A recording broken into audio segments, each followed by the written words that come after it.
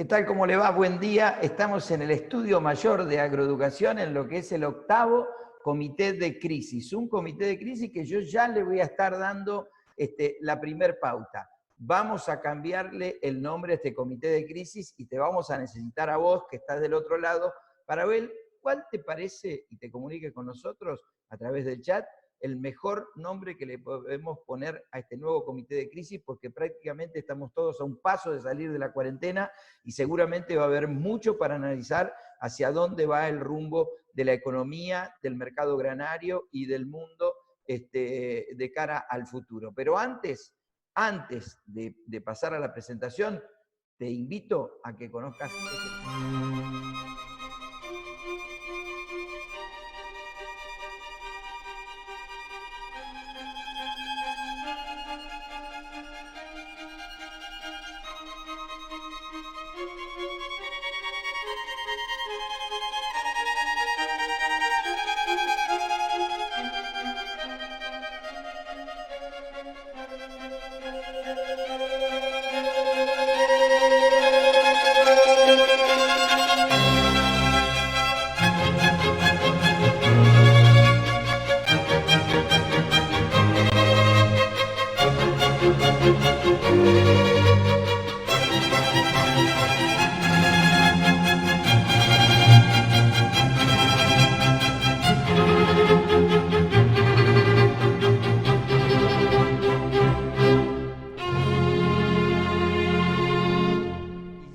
en el minuto 1 de Comité de Crisis y voy a saludar a mis compañeros desde Chicago, Antonio Ochoa, muy florido. ¿Cómo estás, Antonio?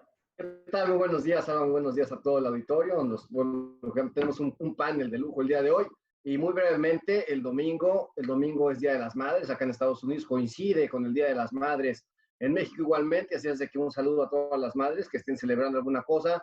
Saludos a mi madre, que seguramente verá la grabación, y aquí a mi esposa, que me está oyendo, aunque no quiere como efecto colateral.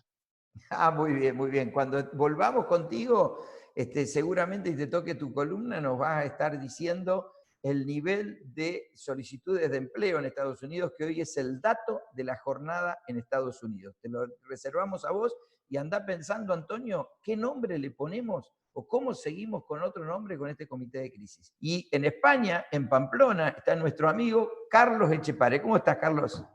Hola, ¿cómo les va? Buen día. Te aclaro que yo ya estoy en el proceso de desescalonamiento. Ah, pero mirá qué bien. Bueno, te voy a pedir algo. Andá haciendo una agenda de qué significó para Argentina la Junta Nacional de Granos, porque ayer empezó a instalarse ese tema en la República Argentina a través de una senadora, que no es una persona que va mucho a cenar, es una senadora de la Nación que quiere poner la Junta Nacional de Granos. Así que te vamos a pedir si nos podés hablar un poquito de eso y que pienses del nombre. ¿Qué nombre, cómo seguimos con el nombre de este producto? Bueno, después te cuento lo de la senadora y te cuento del nombre del producto. Ok, muy bien. Les cuento algo a ustedes. Miren, hoy tenemos una reunión de lujo, porque vamos a empezar con el clima, con Leo de Benedetti, y después sus ojos se van a poner mucho mejor, porque en verdad no vamos a estar nosotros tanto al aire, sino que va a estar con nosotros Catalina Correa, consultora independiente de Colombia, va a estar con nosotros Celina Mesquida, desde Chicago, y va a estar Paulina Lescano desde La Pampa, para ver todo lo que tiene que ver con la República Argentina. Pero empezamos con Leo. ¿Cómo te va, Leo? Buen día. ¿Cómo estás? Hola, Salva, ¿cómo están? Muy buen día para todos. Bueno, son la persona más requerida porque la gente me dice, ¿qué hago? ¿Hago el trigo? ¿No hago el trigo? Cuando termine el trigo voy a tener agua, voy a tener perfil. O sea, todas las temas más importantes pasan por el clima. Y la pregunta, ¿cómo está el clima? ¿Cómo está? ¿Cómo está el clima? Bueno, en realidad está bastante bien. Si miramos la situación actual, estamos bajo muy buenas características. Las lluvias de fines de abril han proporcionado un buen perfil justamente de humedad en el suelo, han recargado toda la zona central. Incluso hay algunos lugares que tienen hasta algunos excesos. Así que ha habido un cambio bastante importante en la zona central. Eso es el estado actual, digamos, si miramos el análisis de la hora. El tema de la proyección que vemos a futuro, porque si bien es cierto que estamos ahora en una situación bastante positiva, estamos transitando un evento neutral, nosotros siempre hablamos del evento el niño, la niña, condiciones neutrales, bueno, ¿qué significa eso? Para nosotros, en particular para nuestra región, el niño nos proporciona un aumento en el caudal de humedad y eso proporciona mayor cantidad de precipitaciones, digamos, para nuestra región. Entonces, obviamente que con ese caudal deberíamos tener un mayor impacto en cuanto a las lluvias, pero si miramos la perspectiva, no es esa la que tenemos por delante. Hoy estamos bajo una situación neutral y si miramos una proyección de lo que puede llegar a ser el pronóstico justamente, vamos a ver un grafiquito que es muy típico, en donde se ve la probabilidad de cada uno de los eventos,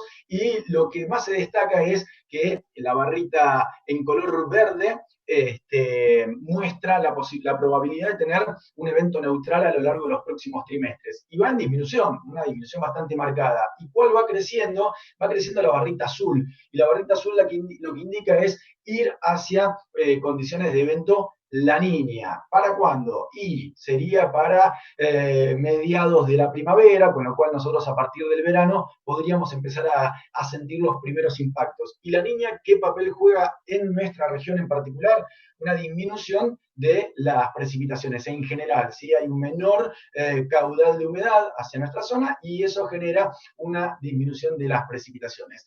Esto no está todavía, no es algo que esté confirmado al 100%, porque estamos hablando de una perspectiva para fines en realidad para mediados de la primavera, cuando podría concretarse. Pero la mayoría de los modelos en el largo plazo están indicando una tendencia hacia ese rumbo. Es decir, pasar un invierno con buenas condiciones, con buenas reservas de humedad y sobre todo como estamos comenzando esta perspectiva, y después la proyección es que a partir de la primavera o incluso a principios del verano empecemos a sentir un impacto un poco más negativo con el tema de las lluvias. Yo te interrumpo sí. Hay un punto para que me des dos definiciones básicas, porque ahora tenemos más de 500 personas, digamos, que te están escuchando y a lo mejor hay gente que no conoce bien el concepto de niña y qué tiempo abarca una niña. Entonces yo te pediría si podemos conceptualizar qué es la niña y qué tiempo abarcaría, cuándo empieza, cuándo sería su punto más álgido y cuándo se va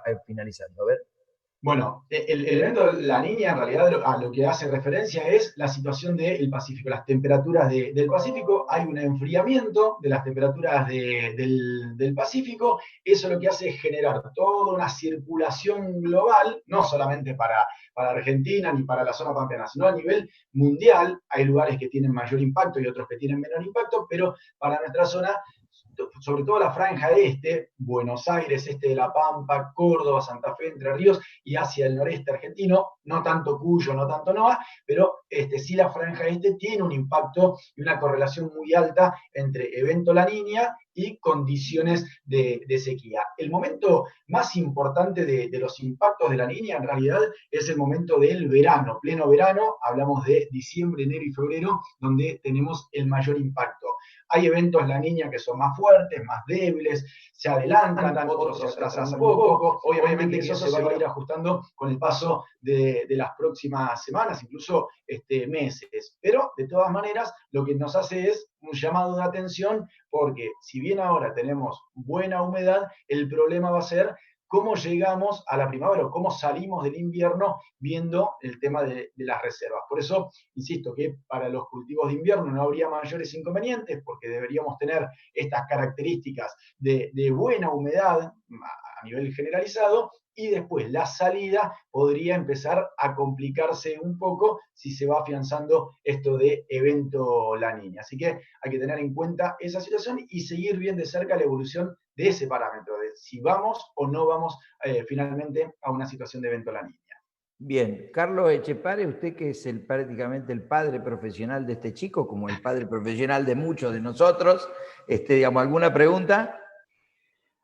A ver, preguntas habría un montón para hacerles. El tema es que no sé si él tiene respuesta, pero Contame, además, porque a nosotros nos interesa también, Leito, saber qué estás viendo que puede pasar en Brasil. Brasil se va a inundar, le va a agarrar una seca de esas terribles, alguna cosa por el estilo que nos interesa mucho que le pase. Sí, bueno, Brasil nos está jugando un papel, atentos con Brasil, porque por un lado queremos una cosa, pero por otro lado queremos otra también, porque, bueno, si apuntamos a toda la zona productiva de Brasil, todavía no hay una recuperación de las condiciones. De hecho, ahora va a entrar en un periodo de una disminución en el caudal de precipitaciones. Se empieza a entrar, digamos, entre comillas, porque no tienen el mismo comportamiento que en Argentina, pero hay una tendencia al invierno, digamos, y esa tendencia es una disminución también del caudal de precipitaciones, con lo cual no hay una pronta recarga, digamos, de humedad. Eso, por un lado, quizás se puede llegar a ser positivo para Argentina, pero por otro lado es negativo, porque nosotros tenemos un problema grande sobre nuestro territorio, y es el tema de los ríos, río Paraná, río Uruguay, y ahí es un problema. ¿Por qué? Porque si en la cuenca de esos ríos no tenemos grandes lluvias o importantes episodios de precipitaciones, no vamos a tener una mejora en el nivel de agua. Entonces, nosotros necesitaríamos que en esa zona haya un poco más de actividad. No les digo que sea algo como para generar inundaciones, pero sí un buen caudal de precipitaciones para que empiece a crecer ese nivel.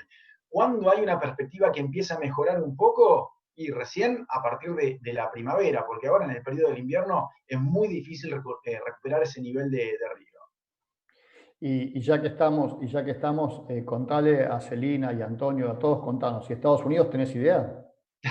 Bueno, Estados ¿Tiene una Unidos... cosa grave que le pase? Estados Unidos no tiene todavía nada, ninguna perspectiva de situaciones extremas, no tiene nada. Lo más extremo que tuvieron fue el año pasado, que tampoco fue gran cosa, con esas lluvias que tuvieron en el medio de la siembra y que terminó sin afectar tanto, digamos, a la producción general. Pero bueno, no tiene nada grave. Sí, lo que puede llegar a tener todavía es alguna entrada de aire frío. Todavía podemos llegar a tener algún episodio de alguna helada tardía para ellos. Entonces es lo único. Pero después, si miramos el periodo del verano, que lo van a transitar en una situación de evento neutro, obviamente que los efectos regionales tampoco inciden en una mala recarga de precipitaciones, con lo cual toda la parte centro-este fundamentalmente tiene buena actividad. La centro-oeste, ahí puede haber alguna situación un poco más desfavorable en cuanto al tema de las lluvias, pero si apuntamos a todo lo que es el cinturón más productivo, estamos hablando de una situación de buena recarga de lluvias, por lo menos durante el periodo del verano. Recién empezarían a sentir algún impacto si este famoso evento La Niña se empieza a afianzar temprano. Bueno, puede haber alguna falta de agua hacia el final, pero no es la perspectiva que tenemos. En realidad lo que tenemos es que los impactos los empecemos a sentir más adelante, allá por noviembre o octubre como temprano, que ya no les impactaría en el rendimiento. Ahora, en Argentina tenemos 4 balas.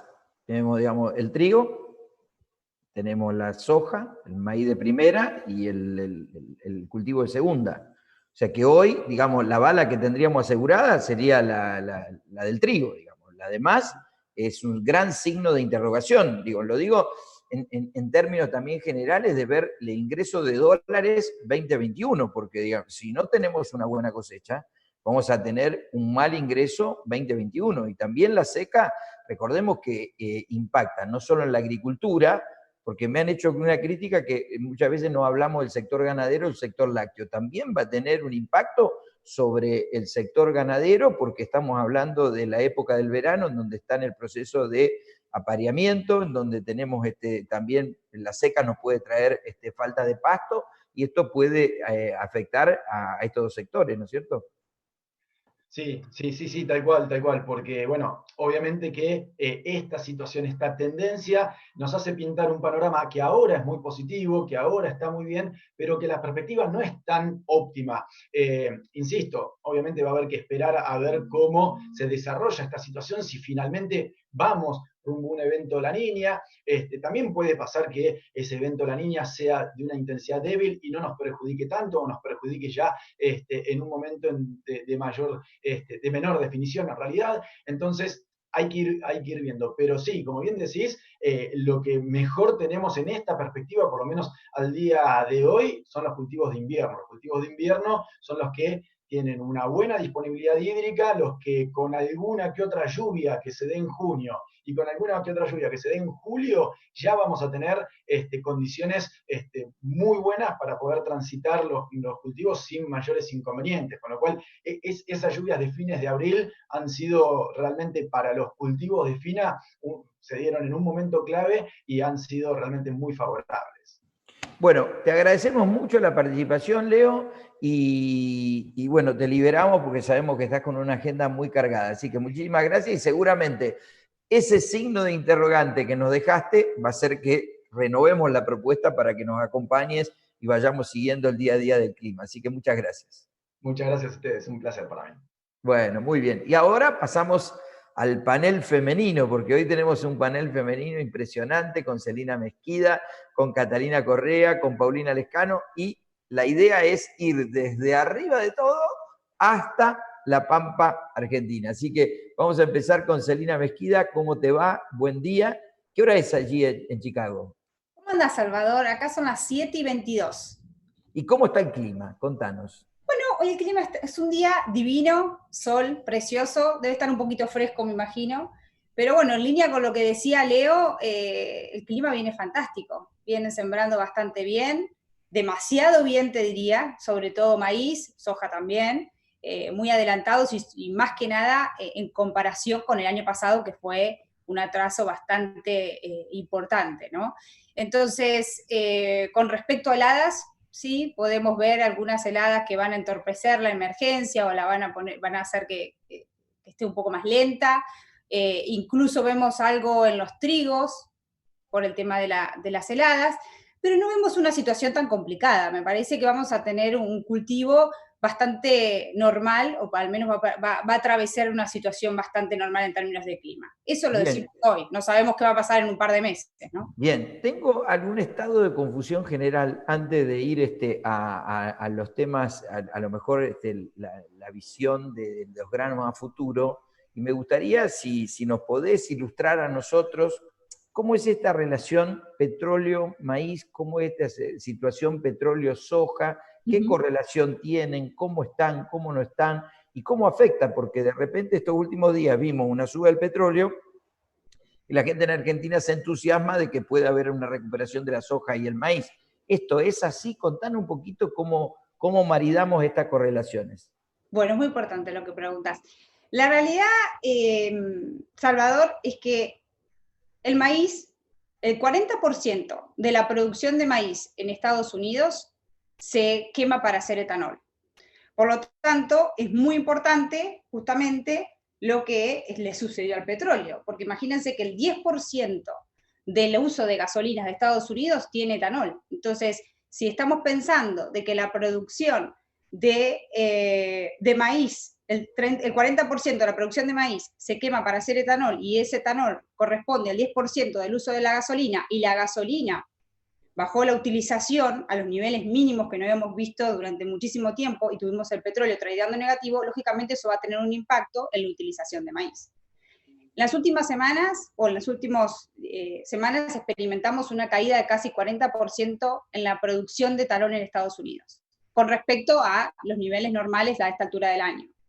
Y ayer lo que vimos fue una recuperación en la utilización o en el consumo de gasolinas en Estados Unidos, lógicamente de la mano de la apertura de los estados. O sea, los estados se abren y la gente empieza a manejar, sobre todo porque no quieren utilizar el transporte público. Entonces, alguien tiene que ir a algún lugar porque ya su fábrica se abrió o lo que fuera, y van a utilizar un medio de transporte más seguro, si se quiere, que es el auto propio, que subirse a un tren o un colectivo o lo que fuera. Entonces, vemos que con la apertura de los estados y con el verano en Estados Unidos, la gente trata de manejar un poco más, y eso se vio en la curva de utilización de gasolina en el día de ayer, acompañado lógicamente con una mejora en la utilización de etanol. Pero lo que decís vos es muy cierto. O sea, ¿por qué ese aumento en el precio del petróleo no se traduce 1 a 1, si se quiere, con el precio del maíz? Las industrias de etanol tuvieron que parar durante este periodo porque los márgenes eran muy negativos durante los últimos meses o las últimas semanas. Por lo tanto, volver a la carga no necesariamente les está permitiendo tener un margen súper positivo. Entonces, se vuelve paulatinamente a la utilización de etanol y por lo tanto a poder a demandar maíz para seguir produciendo. Sobre todo porque también hay un montón de stocks de etanol. Entonces, lo cierto es que no vamos a ver una correlación 1 a 1. Y la otra cuestión que tiene el maíz, ¿sí?, es el uso de alimento forrajero en Estados Unidos. Y como bien sabemos, hay un problema muy grande con la cadena de abastecimiento de alimentos. Las industrias de procesamiento, como pueden ser los frigoríficos, han tenido que cerrar y vimos una caída bastante grande en la matanza o justamente en la faena de productos cárnicos, ya sea cerdos, pollos, vacunos, porque lógicamente han encontrado COVID en los trabajadores y bueno, tuvieron que suspender líneas de producción o cerrar la planta entera. Entonces ahí tenemos también una situación donde los animales, ¿sí?, no pueden ser faenados y muchos tuvieron que utilizar la eutanasia o otros medios para poder controlar, si se quiere, ese cuello de botella que se está generando entre el campo y que ese producto llegue al supermercado o donde tenga que llegar. Entonces eso se va a traducir o se puede llegar a traducir en menos utilización de maíz en el futuro porque va a haber, si se quiere, menos animales en el futuro para ser engordados. Entonces eso por el lado de maíz es muy importante. Ustedes piensen que acá en Estados Unidos del 100% de los alimentos que se consumen, ¿sí?, el 50% se consume por el retail, o sea, en la casa, que uno va y compra en el supermercado en situación normal, sin COVID, y el 50% en restaurantes. Cuando nosotros pensamos que están todos los restaurantes, o la mayoría de los restaurantes cerrados, y que solamente uno puede ir a comprar a los restaurantes y llevárselos en su auto o delivery, realmente no está consumiendo en los restaurantes. Y ese switch no es al 100%, no es que todo lo que se dejó de consumir en el restaurante se consume en la casa. Y además lo que hemos visto, que Estados Unidos ha sido muy eficiente en saber destinar cada tipo de producto a dónde va. Entonces, con etiquetado y con envase, ha sabido diferenciar qué es lo que va al retail, qué es lo que va al restaurante. Y hoy por hoy, esa eficiencia no se pudo traducir en la resiliencia o en poder rápidamente cambiar de lo que va al restaurante, poder cambiarlo directamente para que vaya al consumo de retail. Entonces, eso está generando, si se quiere, un cuello de botella bastante importante en lo que es la cadena comercial de alimentos en Estados Unidos y por eso hemos visto tantos faltantes de productos. Y eso es una cuestión que la cadena seguramente va a tener que aprender de esto para poder switchar rápidamente qué hace ante esta eventualidad.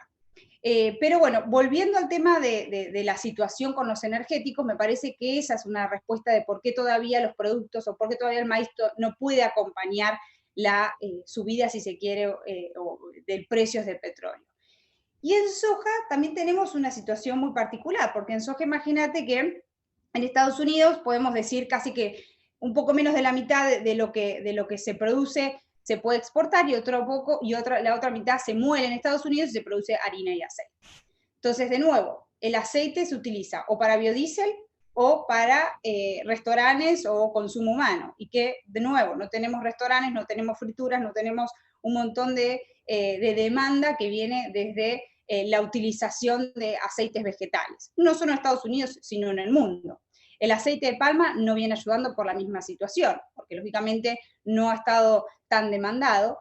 Y también lo que está sucediendo con el aceite de palma es que veníamos previendo una baja en la producción y sin embargo no se dio esa baja de producción tan pronunciada. Hay una baja de producción, pero no tanto. Y por otro lado, la harina, si estamos diciendo de que posiblemente vamos a tener menos animales en Estados Unidos para alimentar, ¿sí?, y seguramente después cuando Catalina nos comente cuál es la situación de Centroamérica, y lo podemos extrapolar a otros lugares del mundo, donde está bajando o están transformando las dietas para hacer que el animal se quede más rato dentro de de la ración o de la dieta sin tener que terminarlo rápidamente porque no tienen dónde venderlo, o porque el consumo bajó directamente en algunos lugares, estamos viendo de que va a haber un poco menos de consumo de harina de soja también. Entonces, esas cuestiones nos acompañan. Y la otra situación que estamos viendo en Estados Unidos es el tema de las exportaciones.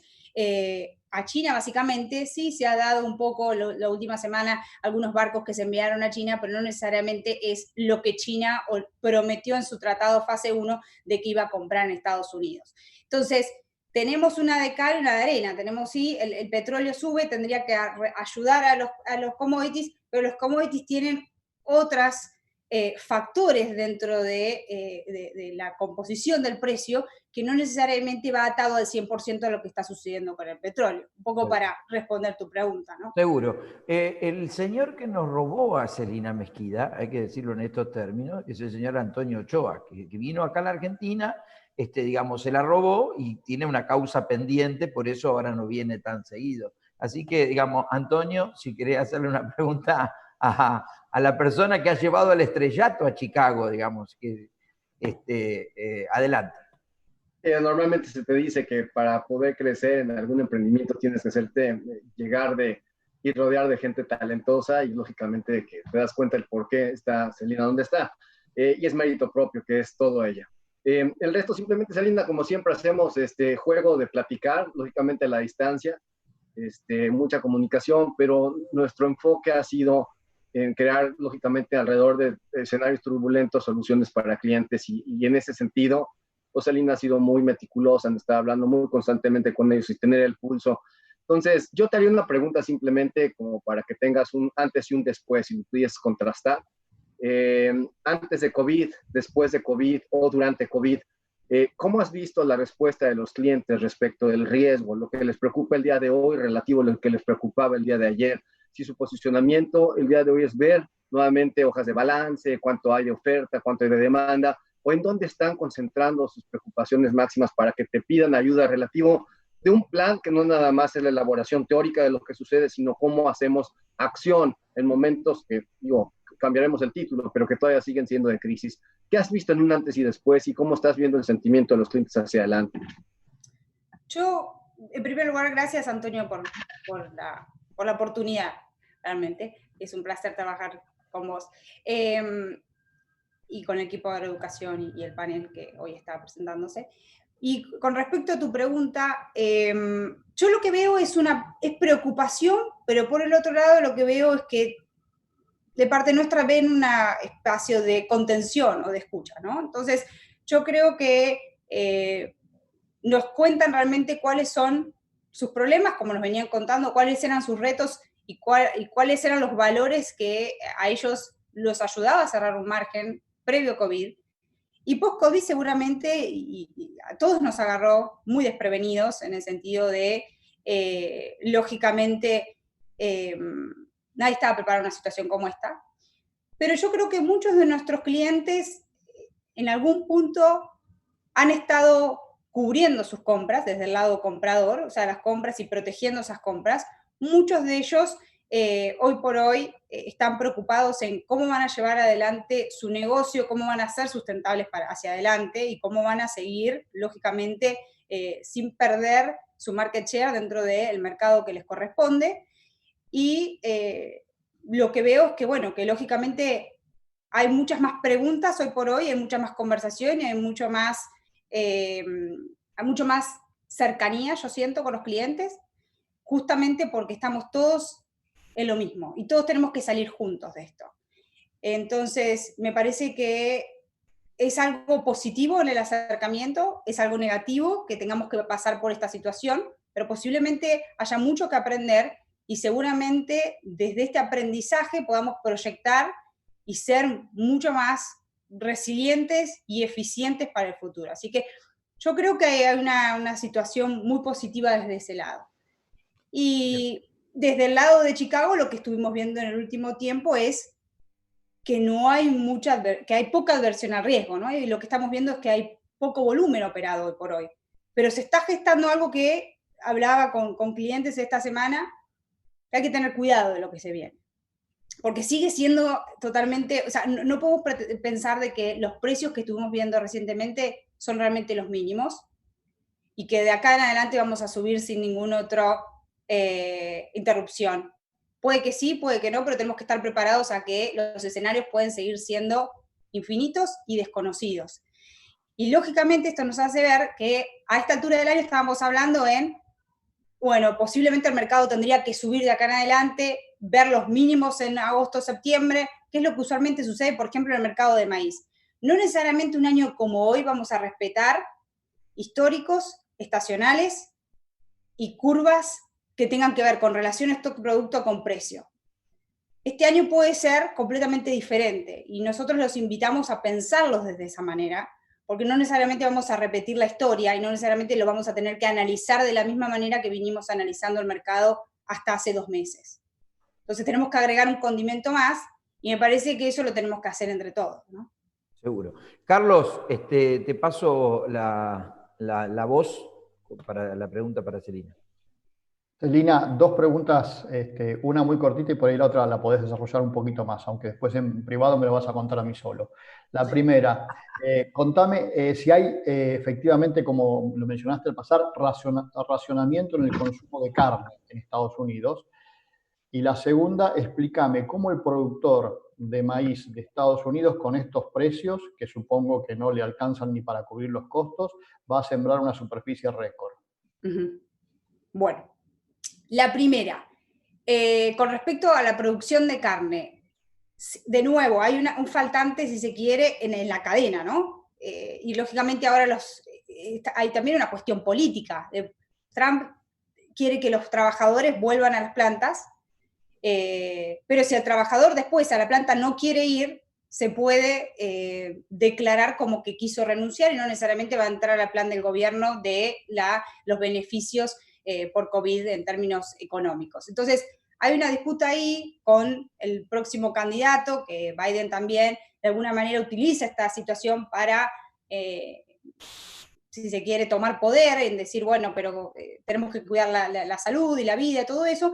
Pero bueno, más allá de la situación política y este faltante de carne, que todavía no es que se ve al 100%, o sea, es lo que se escucha. A mí no me tocó no encontrar carne en el supermercado, a mí y Celina, pero hay gente que sí ya les está tocando.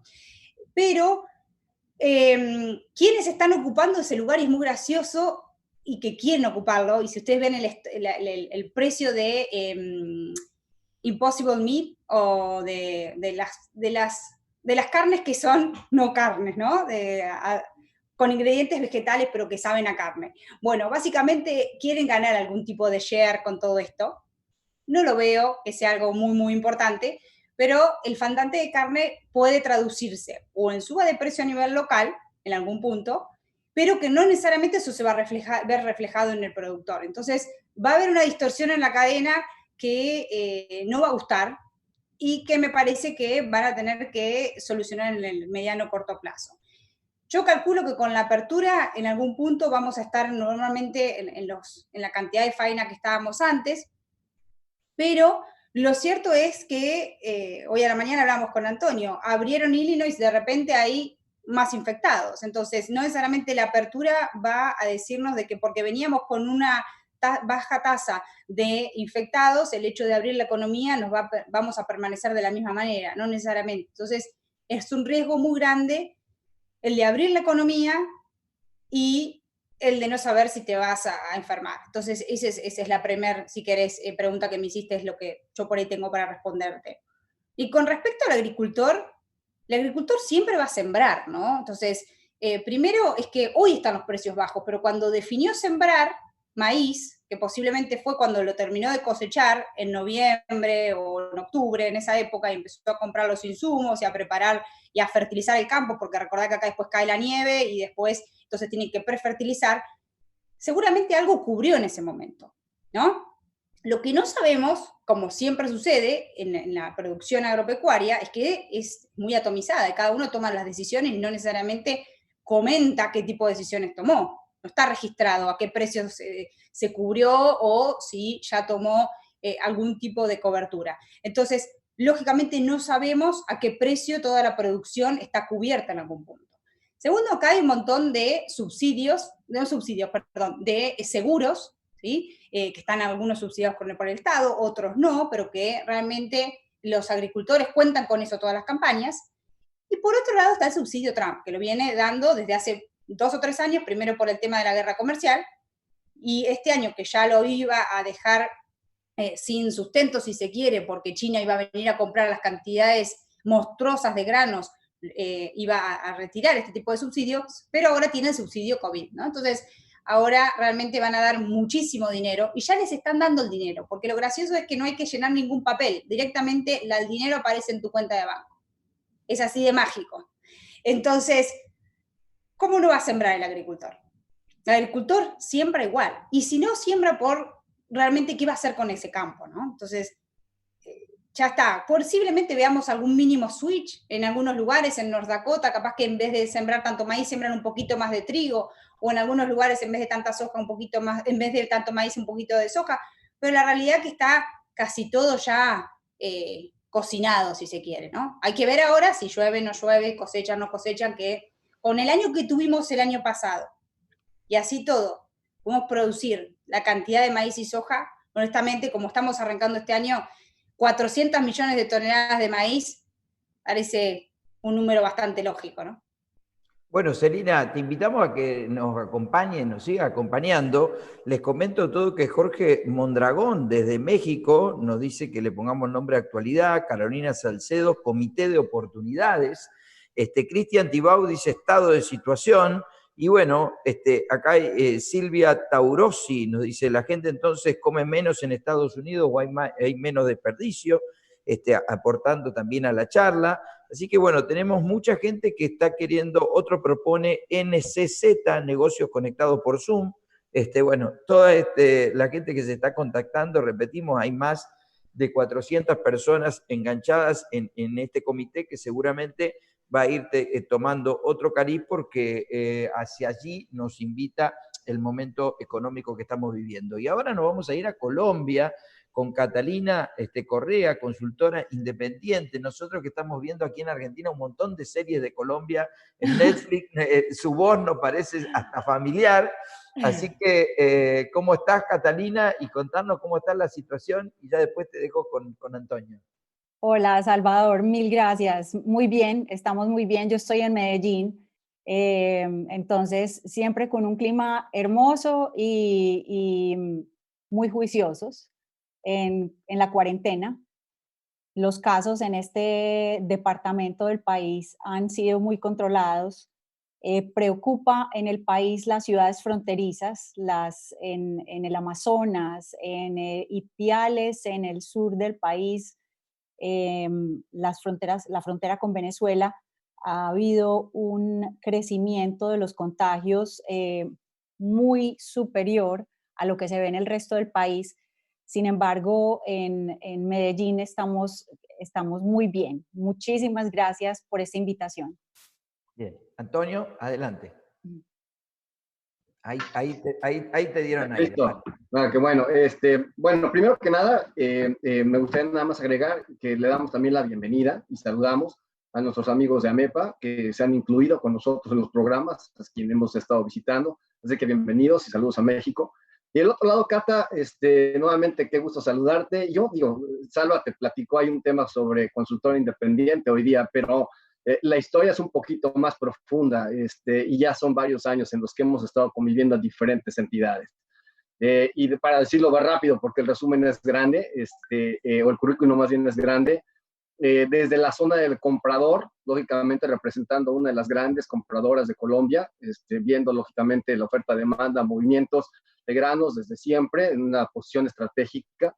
Y después de todo eso, a un movimiento bursátil, te me hiciste financiera de repente, y después a una zona de casa de comercial, estas famosas transnacionales, en donde viste una optimización de cosas de manera más holística, y después de lleno trabajando con una entidad que se dedica a la atención del farmer, producida por el farmer norteamericano, pero dedicada a los clientes en la demanda regional, y lógicamente hoy de regreso en Colombia para atender cosas puntuales, con nuevamente la querencia. Y en ese camino, Cata, lógicamente te puedes dar cuenta que hay un barrido grande de recuentos en la demanda. Y me gustaría mucho concentrarme contigo en eso. Esta gente que has visitado como clientes potenciales, compradores de granos, que tienen la capacidad de comprar aleatoriamente en un origen o en otro, que hoy día la comunicación y las facilidades han dado esas capacidades y esos destinos, tienen nuevas preocupaciones y tienen nuevos retos, nuevamente la misma situación. ¿Cómo ves el posicionamiento de esta demanda, de esta zona, vamos a pensar México, Centroamérica, Colombia, Perú y anexas, que lógicamente son una parte importante de la demanda y del consumo regional, en virtud de lo que viene en la recuperación? ¿Ves desde Colombia que la demanda se está asentando, que la planeación estratégica de las empresas está cambiando, o ves un ímpetu de que regresan a la nueva normal de una manera muy fácil? Antonio, lo veo de la siguiente manera. Digamos que cuando uno está parado en los zapatos de un comprador de granos, uno comienza por una planeación de la demanda. Ese diríamos que es el primer paso. Esa planeación de la demanda hoy es completamente errática porque estamos viviendo momentos sin precedentes. Luego uno dice, ok, me voy a ir y tal vez me voy a los macroeconómicos para por lo menos tener algo sustentable frente a los argumentos de por qué compré una cantidad u otra. Y cuando uno ve eso y se pone a ver un compendio de analistas alrededor del mundo, uno ve de una manera didáctica y muy entretenida que esperan que esas demandas, así como la recuperación económica, tenga unas características de letras. Entonces eso es, si imaginariamente nos ponemos a mirar un plano en el eje X, contemplando el tema del porcentaje en el que crece esa demanda o la economía, y en el eje Y ese porcentaje de crecimiento y en el eje X el tiempo, vemos que la gente apuesta en cuanto a qué tan rápido me voy a recuperar. Me voy a recuperar en forma de una V o V, como dicen en otros países, o en una forma de una L, o sea, muchísimo más lenta va a comenzar esa recuperación de la demanda, o me voy a recuperar en una forma de una W, esos esperando una segunda ola de contagio y que tal vez nos vuelvan a tener que tener muy confinados para volver a intentar resistir o atajar esas condiciones de ese segundo ola de contagio. Y el gran compendio está en una U. En una U se sitúa la mayoría de los analistas, y en una U quiero decir en que aquí estábamos antes de COVID, aquí, ¿será que estamos acá? ¿Será que estamos en este pedazo? En la parte más baja no lo sabemos.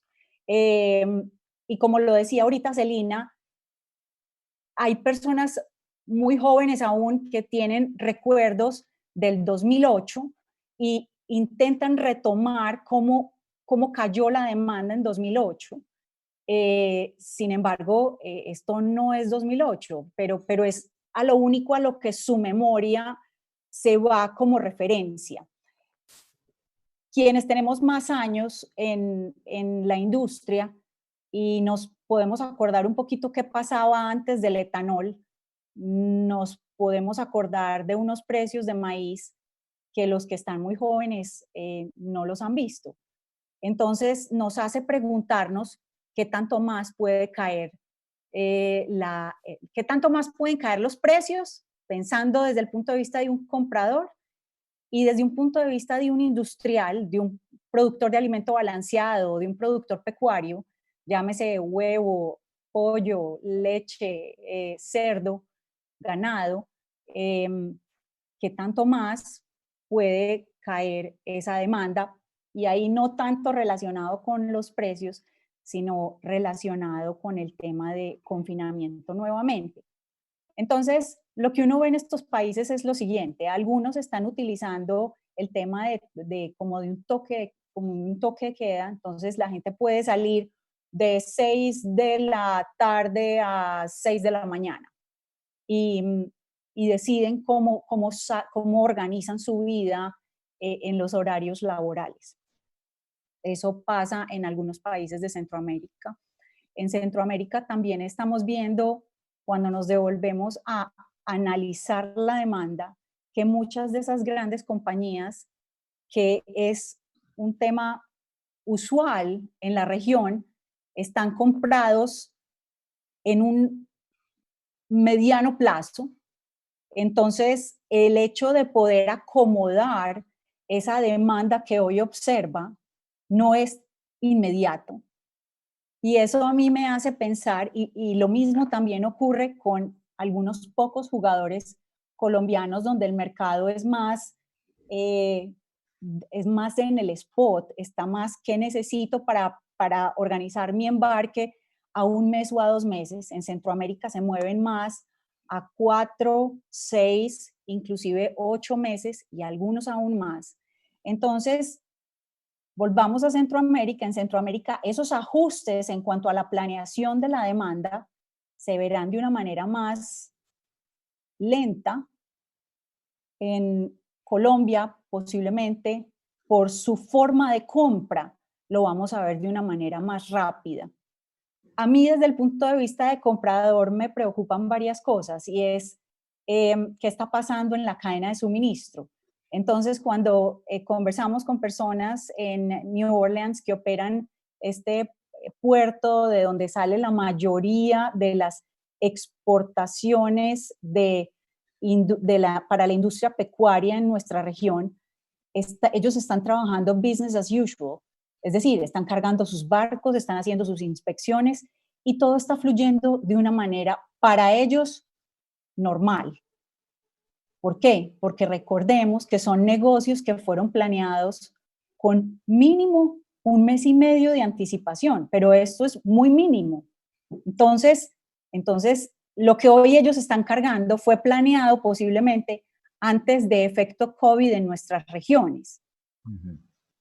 Por otro lado, me preocupan varias cosas, o digamos que me hace cuestionar, me cuestionan varias cosas, y estamos viendo un tema generalizado, no solo en Centroamérica, creo que es un tema generalizado también en Sudamérica, el tema de la cartera de los negocios, es decir, qué tan rápido les están pagando. Ese es un tema que preocupa, sin duda. Y el otro tema que a mí me preocupa es el tema de los cuellos de botella en los centros de almacenamiento. Nuestra región, por lo menos hasta Colombia, que es hasta donde yo, desde México a Colombia, incluyendo el Caribe, donde tengo conocimiento de los lugares de almacenamiento de los ingredientes, de los granos y de los coproductos o subproductos, como los quieran llamar, no son condiciones óptimas y son lugares de paso, por lo menos los lugares de almacenamiento en los puertos, para que los productos roten rápidamente.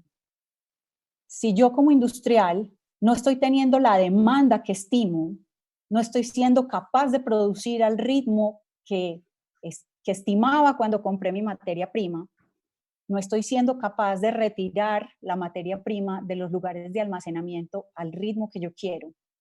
Entonces, creo que es importante hacer un llamado de atención a cómo se están almacenando esos ingredientes, qué tan rápido los estoy haciendo rotar y eso cómo me está encareciendo la operación. Desde el punto de vista logístico, porque si yo no estoy haciendo que roten los barcos porque mi capacidad de almacenamiento en puerto está llena, qué tan rápido soy capaz yo como industria de descargar un barco, y eso me va a costar.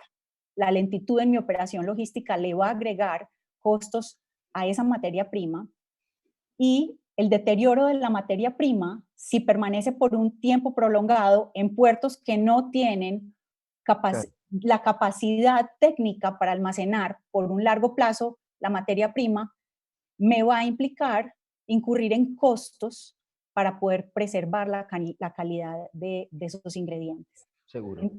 Entonces, es impresionante, Cata. Te hago ya nada más una última reflexión. El día de hoy, por ejemplo, nosotros hemos visto en Chicago algunas posiciones con clientes que normalmente tendían a tener posiciones en el mayo, por así decir, y esas posiciones que después tendrían que cargar en otra condición, rolaban sus contratos y se iban hacia el julio o hacia más adelante, dependiendo cómo funcionaban los spreads. Ya hemos visto en esta ocasión que esas posiciones no se están rolando, se están cancelando. Para un comprador es un reto tremendo comprar con mercados bajistas, especialmente que tenemos que considerar que la demanda que estás, como bien dices, elaborando el día de hoy o atendiendo el día de hoy, viene planeada desde hace meses, cuando traías maíz Chicago equivalente de 30 y 40 y 50 centavos por encima de lo que está sucediendo el día de hoy. Entonces, sabemos que tenemos que planificar nuevamente la demanda, o más bien la oferta que vamos a hacer desde las producciones porcícolas, avícolas y ganaderas. La población tiene que cambiar, las presentaciones van a cambiar, pero si tuvieras que elegir quizás 2 o 3 pilares ante lo desconocido, sabemos que tenemos una posición complicada, pero si tú estás como compradora el día de hoy, tienes que decidir las riendas de tus próximos 3 o 4 meses y quieres elegir tal vez 1 o 2 o 3 pilares específicos en donde creas que puedes controlar un poco tu destino en medio de todo lo que no sabemos, ¿en dónde te concentrarías? Yo diría que hay un tema súper importante del cual nos dan ejemplo algunos países en Centroamérica, y es cuál es el apoyo del gobierno en cuanto a cómo pueden los gobiernos, en cuanto a las ayudas que están dando, incluir los productos que nuestras industrias producen. Un ejemplo es Panamá y la demanda que generó para incluir en esas canastas de ayuda básica carne de cerdo. Eso ha permitido que el precio se sostenga y que la demanda permanezca. Ese es un ejemplo muy interesante. Ahí hay un tema atado que a mí me preocupa, y es el tema de cuando hay dificultades en la demanda, se exacerban los sentimientos proteccionistas de la industria. ¿A qué me refiero? A que vuelven los discursos de antitratados de libre comercio, anti-importaciones, valga la redundancia, que al final lo que hacen es encarecerle la canasta básica a la población. Entonces ahí hay una dualidad. Entonces, digamos que es ese relacionamiento gremio-gobierno. Ahí diría hay un pilar. El otro es hacer un análisis muy importante como gremio también frente a cómo está la industria en el país, y si yo bajo drásticamente mis inventarios ante una reactivación de esa industria, ¿cómo me puedo apoyar yo en mi competencia? Dependerá de mi tamaño, qué tanto puedo yo reemplazar mis materias primas si decido no hacer un rol de un embarque o si decido no importar, qué tanto me puedo apoyar en la industria nacional. Ese es un gran interrogante. Y yo diría que 3 es, hagan análisis de riesgo, y el análisis de riesgo es un análisis completo y es un análisis que no puede estar solamente en los hombros del comprador, tiene que estar compartido, sobre todo con el departamento comercial, entendiendo cuánto puedo invertir en la protección de mi riesgo. ¿Qué pasa hoy con aquel que esté comprado, que haya empezado a armar su precio antes de que se hubiese dado la caída del petróleo? ¿Qué pasa si ya tiene comprados coproductos que le sustituyen hoy productos que son muchísimo más baratos hoy? Entonces creo que es un momento para que las empresas vuelvan y digan, ¿cómo está mi análisis de riesgo? ¿Cómo está mi análisis de riesgo logístico, de calidad, pero sobre todo de precios? ¿Qué herramientas estoy utilizando frente a los futuros y frente a las opciones para poder dormir tranquilo? Seguro. Porque una persona estresada no va a pensar claramente en estos momentos. Bien. Catalina, tenemos una pregunta más de Carlos. Estamos llegando a la primera hora del comité, son los 10, así que le voy a pedir si pueden ser breves los dos y podemos redondear. Cata, la mía es sencilla. Decime, porque después del COVID las economías del mundo van a quedar bastante mal. ¿Cómo te parece que va a quedar la economía de Colombia? Colombia es un país que sorprende en cuanto a la resiliencia desde muchos puntos de vista. Digamos que yo pienso que la recuperación, pero no solamente en Colombia, creo que se va a dar en forma de una U, no en forma de una L. No va a ser de un trimestre como hablan algunos analistas, posiblemente tome 2 o 3 trimestres. Yo lo veo de esa manera. Bueno, muy bien. Catalina, muchísimas gracias por toda tu exposición. Te invitamos a que te quedes, porque Gracias. hay muchos todavía datos. Sebastián Caviglia dice, pregunta por datos de intercambio comercial entre Argentina y Colombia, que te lo vamos a preguntar después para ir cerrando. Gente que dice que, bueno, acá nos dice Mario Ellenbaum, que Comité de Crisis hay que seguir con este nombre, mercados agropecuarios en tiempos de COVID, José Manuel Rodríguez Mancilla de México, Pedro Liauf, también nos manda saludos, José Mirón, el gobierno está importando maíz desde México, bueno, hay muchas notificaciones más de muchos amigos que nos están mirando. Ahora vamos a la presentación de nuestra amiga Paulina Lescano, es de la República Argentina, arrancó en una exportadora de cereales, trabajó como operadora de granos en la Bolsa de Comercio de Rosario. Para aquellos chismosos hay una foto de muchos operadores en la Bolsa de Comercio de Rosario, de cuando ella era muy jovencita, ahora en Facebook, en distintas empresas, desde producción, corretaje y hasta en Carrefour, en desarrollo de productos de calidad de origen, y hace más de 10 años que es consultora independiente y nosotros la escuchamos, la leemos, la vemos permanentemente en todo el ámbito de la República Argentina. ¿Cómo estás, Paulina? Hola, Salvador, ¿cómo estás? Bueno, muy bien. Esa foto tenía 5 años, ¿eh? No hace tanto. ¿No hace tanto? No, bueno, hace 1000 años, es viejísima. Es viejísima, sí, viejísima, pero digamos, muy vieja. Muy buenos recuerdos. Digamos, cuando el recinto digamos, se vivía a pleno ahí en la bolsa. Bien, Paulina, no sé si ha quedado congelada. Ahí está, ahí ya estás. Paulina, ¿cómo estás viendo el mercado? Y después vamos a ir pasando, digamos, las preguntas a mi compañero. Bueno, con todo el panorama que nos contó Celina, realmente creo que no queda demasiado, digamos, que podamos agregar muy alentador en el tema precios y que podamos despegarnos en el nivel local. Yo creo que este año, digamos, los productores han hecho un buen uso de las posibilidades de comercialización en forma anticipada.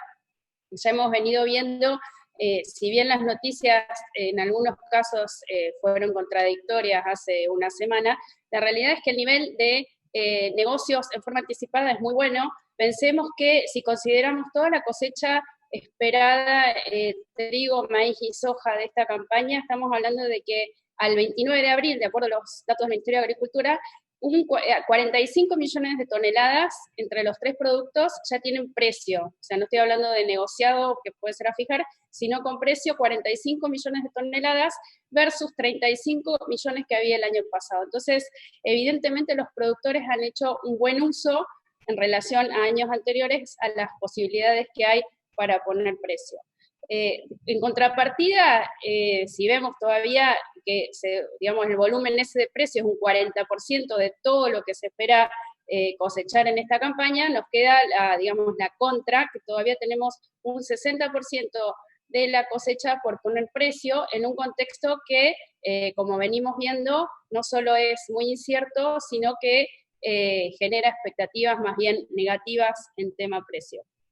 Entonces, creo que tenemos un gran desafío en todo el sector agro para, por un lado, seguir produciendo, seguir adelante, y por el otro lado, evitar tener mayor pérdida de valor si vemos que los mercados siguen justamente con esta tendencia negativa.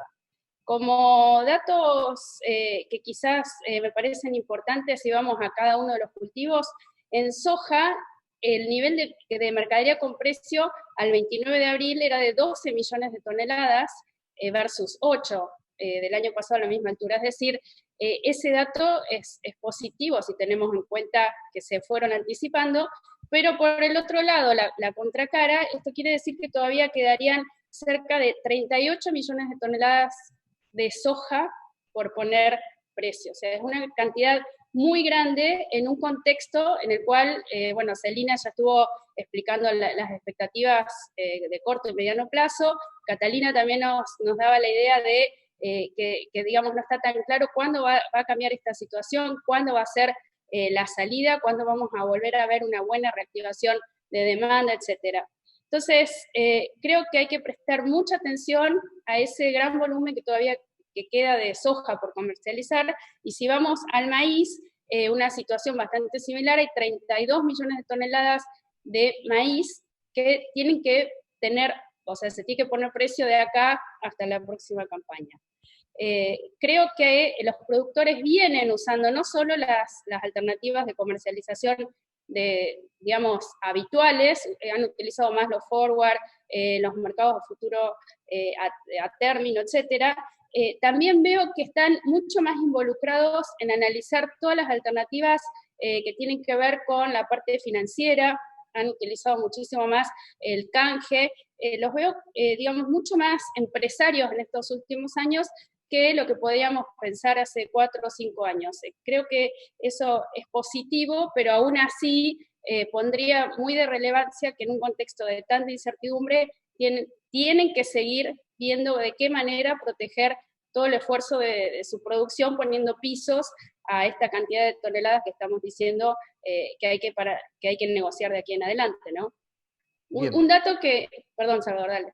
No, dale, me interesa el dato. No, un dato que me parece positivo en este contexto de precios bajos y de gran incertidumbre, es que así como el nivel de comercialización por parte de los productores de venta a la exportación y a la industria y demás es bueno, también es bueno el nivel de, digamos, de declaraciones juradas de ventas al exterior.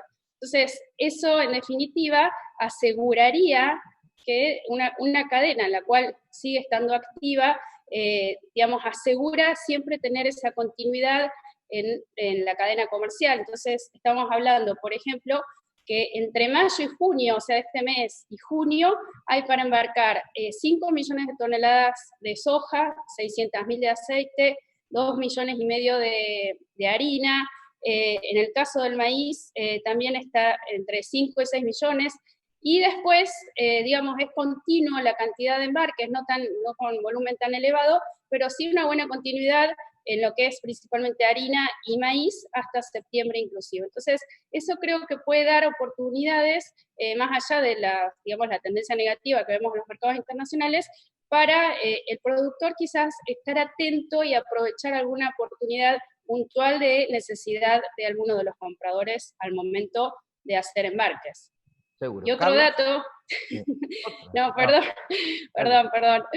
Otro dato que creo que no es menor, que nosotros, entre comillas, en Argentina venimos zafando de este grave problema que es el COVID y los grandes contagios. Entonces, yo veo eso quizás como una buena oportunidad, no sé cómo lo ve, digamos, el resto, frente a un mundo que está totalmente complicado con cuarentenas muy estrictas, con cortes o rupturas en prácticamente todas las cadenas logísticas, como nos comentaba Celina y Catalina. Localmente, por suerte, yo creo que es justamente porque se ha tomado en su momento bien la decisión de ponernos en cuarentena, podemos seguir con todas las cadenas trabajando prácticamente a pleno. Eso creo que es una buena noticia dentro del contexto y una oportunidad que quizás podemos aprovechar cuando otros países están con muchas quiebres y rupturas de cadenas. Perdón que los interrumpí. No pasa nada. Carlitos. Paulina, decime una cosa, con la experiencia que ha habido en los últimos meses en materia de comercialización en la Argentina y con los problemas que han tenido muchas empresas, ¿por qué crees que el productor todavía entrega tanta mercadería a fijar? Porque de hecho hay mucha soja a la que se está entregando ahora que está en la condición a fijar. Bueno, la verdad no tengo mucha respuesta para eso, porque digamos, de esas 12 millones de toneladas que recién les comentaba que hay de soja, con un precio... O sea, el total negociado son 21, o sea, ahí está lo que vos me estás diciendo, se entregaron... Hay 9 que claro, están... Hay 9 millones de toneladas que podríamos decir que digamos, el productor no tiene el poder de ver si la entrega más tarde o más, o sea, ya está negociado. Ese dato me parece también fundamental, o sea, en manos de productores, me refiero en manos que tengan la posibilidad y la libertad total de definir qué hacer con esa soja, hay 30 millones de las 38 que decíamos, ¿no? Yo creo que en muchos casos no tenés, imagínate que con una cosecha que ha venido avanzando, que por el otro lado, si bien no hemos tenido graves problemas de contagios, principalmente en todo lo que es el interior productivo, la realidad es que cuando esto empezó y se empezaron a establecer cuarentenas, ahí yo creo que muchos productores, para evitar o anticiparse a que el problema fuera mucho más grave, justamente empezaron a hacer negocios de distintas maneras, en unos casos para asegurarse entrega, en otros casos para tomar alguna condición que fuera muy beneficiosa. Pero sí, yo creo que el negocio a fijar es, digamos, bastante riesgoso en muchos sentidos, no solo porque puede haber digamos, un problema con el comprador, sino que en general, una vez que vos hiciste ese negocio, estás muy atado a, por ejemplo, tu fecha de fijación.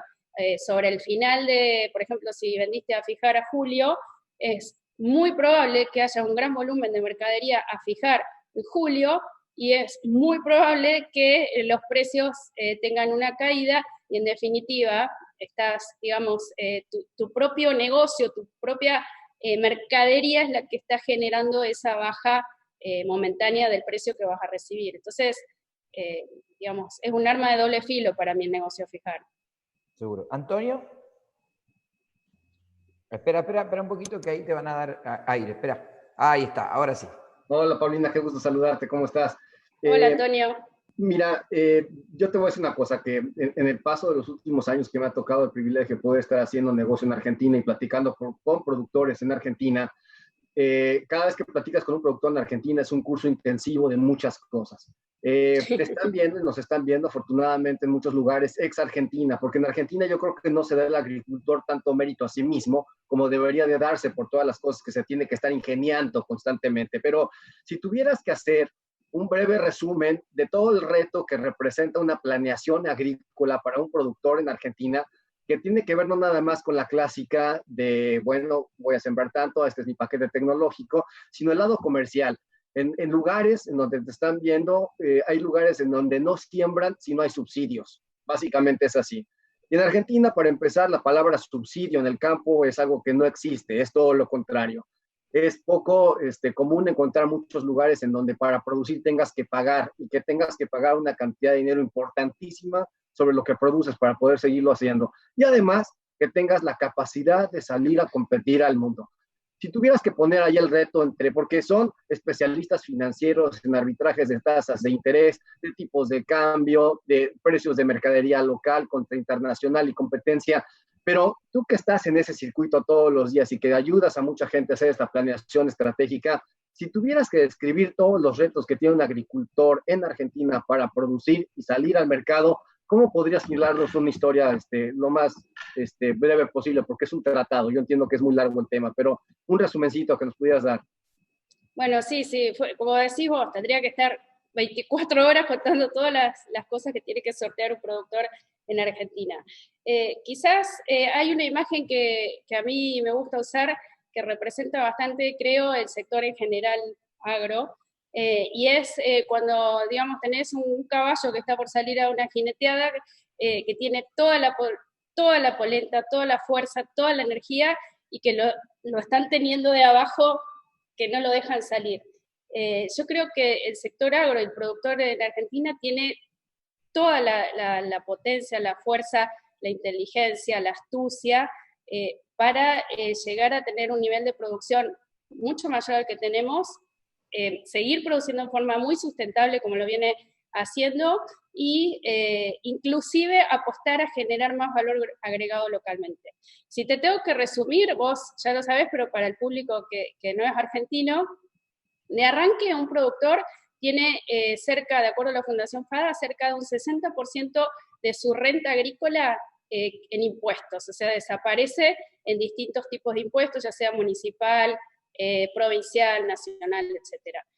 Eso es el arranque. Y después digamos, tenemos una estructura que es muy distinta a lo que pasa en Estados Unidos, una gran concentración de toda la zona, digamos, exportadora, de todo lo que es la zona River, Y entonces hay una gran diferencia entre los productores que están cercanos a esa zona y a medida que nos vamos alejando justamente de esa zona portuaria. Entonces, yo creo que tiene una gran incidencia impositiva. Bueno, sabés la cantidad de tipos de cambios que tenemos, la brecha de tipos de cambio que hay entre un tipo de operación y otra. Y por el otro lado, hemos visto en el último tiempo la gran incertidumbre que justamente por las complicaciones económicas que tenemos en nuestro país, la caída de jugadores importantes. Entonces, yo creo que esos son los grandes, principales problemas que hacen que un productor tenga que estar mucho tiempo pensando en cómo subsistir en lugar de estar viendo cómo aumentar esa producción. O sea, yo la escuchaba a Celina y sí, o sea, el farmer no hay manera que no vaya a sembrar, porque tiene todo, digamos, tiene todo para que siga sembrando. Localmente realmente creo que los productores tienen que tratar de subsistir y salir de este momento tan complicado para sí empezar a seguir creciendo digamos, en las próximas campañas. Bueno, Paulina, te agradecemos mucho, te pedimos que te quede para el resumen final y bueno, nos está mandando saludos a Andrea Gentile, que se moría de ganas por venir, por llamar. Les comento que ha aprendido una receta para hacer empanada de carne cortada a cuchillo, así que cuando venga Antonio a Rosario, cuando venga Carlos, cuando venga alguno de ustedes, seguramente nos va a deleitar con esas empanadas. Así que vamos a Antonio, empezamos de arriba hacia adentro. Antonio, ¿cómo llegaron los datos de solicitud de empleo en Estados Unidos? ¿Ya llegaron? ¿Están? Sí. ¿Qué tal que te digo que son 3.169.000 personas que están aplicando nuevas al dato de beneficio del desempleo? No está mal. Es importante destacar que es por encima del número que se esperaba originalmente. Estás por encima de 33 millones de personas que están solicitando estas ayudas al desempleo. El 20% de la gente capaz de trabajar en Estados Unidos está detenida bajo esta condición. En algunos casos, para muchos de ellos, es mejor de momento estar atenidas a estas ayudas que regresar a trabajar. Y esta es una de las pocas aberraciones que hemos visto en la historia de este país, que normalmente te premia por trabajar, no porque te paguen para descansar, como en algunos otros lugares que no voy a mencionar nombres sucede. Ahora, el tema de todo esto que te platico es que la economía norteamericana está muy fracturada y además el liderazgo está muy diseminado. En realidad, esto es de alguna forma anárquico. Cada estado está haciendo lo que se le da la gana y el ciudadano también está haciendo lo que se le da la gana. Hoy ya tienes ciudadanos protestando en lugares en donde les dicen que no se pueden mover y que definitivamente no quieren ya obedecer. Entonces se van, se ponen a protestar, quieren salir a trabajar algunos, otros no pueden, otros no quieren. Es muy anárquico el tema. El sistema el día de hoy te maneja activos muy sólidos, cotizaciones bursátiles muy fuertes, simplemente porque no puedes combatir a esta Reserva Federal. Esta Reserva Federal está para poner todo lo que tengan que poner en efectos de liquidez, los activos se van a mantener y las principales empresas puntas en todo esto es un cúmulo muy pequeñito, es una manada muy pequeñita de gente que tiene un negocio exuberante, las tecnológicas con Amazon, con Netflix, con tal y tal. Entonces es un mundo muy diferente en donde hoy no vale nada Walt Disney, tus sueños no valen nada y la verdad de Walt Disney no tiene importancia, las industrias energéticas no valen nada en sentido estricto, el tema energético va a tener mucho trabajo por hacer para poder hacer una recomposición, pero hay que ver el horizonte más lejano.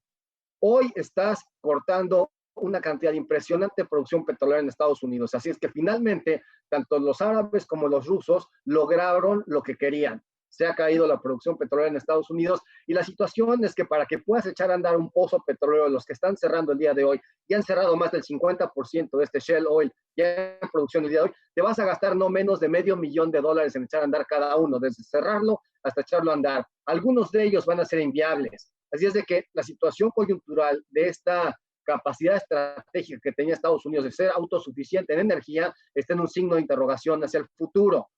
Y la otra cosa que a mí me preocupa por encima de cualquier situación es la relación entre Estados Unidos y China.